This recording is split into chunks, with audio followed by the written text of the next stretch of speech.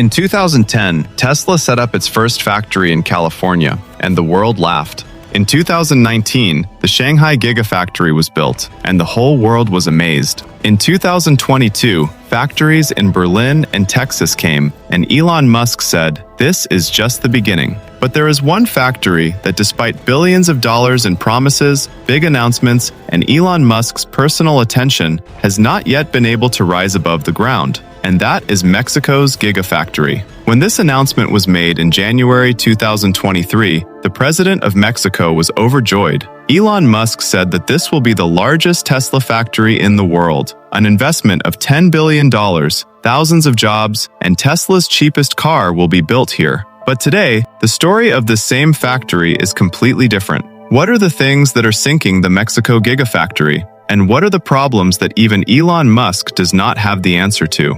Welcome back to Zemeric's videos.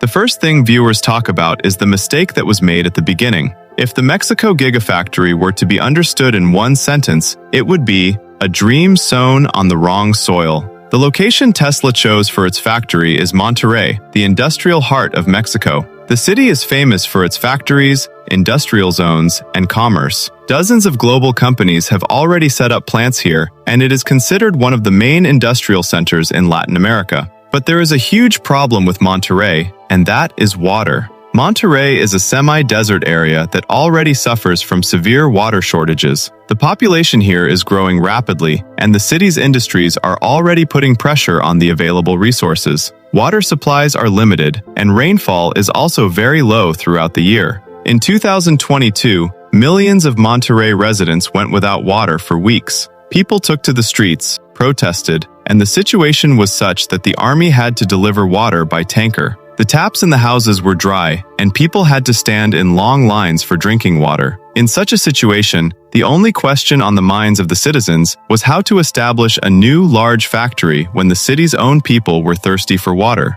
And it was in this place that Tesla wanted to build a factory that would use millions of liters of water every day. The production of vehicles requires a large amount of water for metal cleaning, battery production, and cooling systems. Tesla's Berlin Gigafactory had already been criticized in Europe for its water use. There were forests, rivers, and yet environmental agencies were not allowing it for years. Even in a country like Germany, where resources are relatively abundant, this issue was controversial. Here in Monterrey, water was already running out. Mexico's new president, Claudia Sheinbaum, said it clearly: if there is no water, there will be no factory either.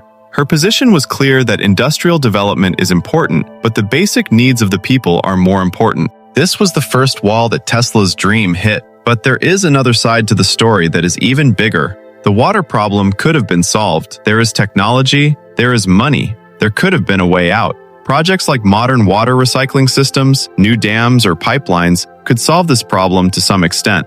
But the problem that is really scaring Tesla is Trump's return and the threat of tariffs. Why did Tesla want to set up a factory in Mexico? Because under the USMCA agreement, cars made in Mexico could come to the US without taxes.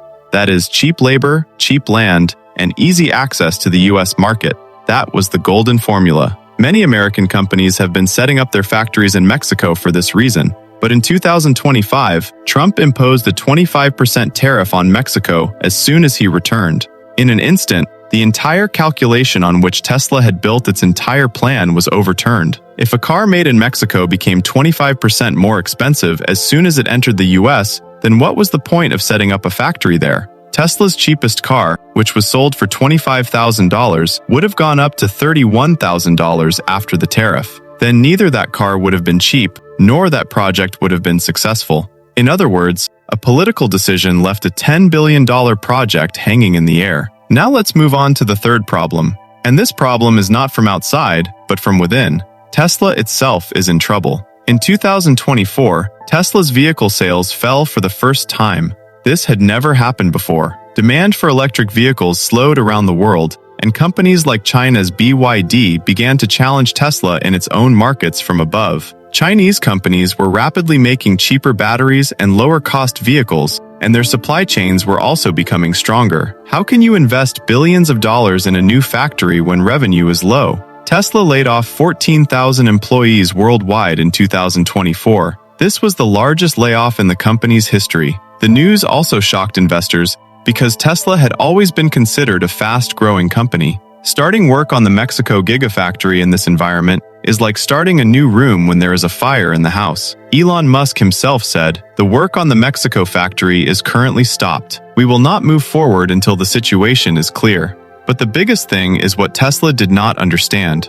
Mexico is not a small, easy country where you can just throw money in and get things done. It's a 2 million square kilometer country where politics, water, land, and local populations all have their own vested interests. The locals of Monterrey protested from day one. They said that Tesla will come, take our water, take our land, and when it is profitable, it will go to America. The Mexican government was also in two boats. On the one hand, it wanted Elon Musk's money, and on the other hand, it wanted to keep its people happy. The problem of a multi-ethnic population was the same problem of multiple interests for Iran. When different voices are coming from all sides, it becomes impossible to move forward. Tesla's biggest problem is not its army, but its time.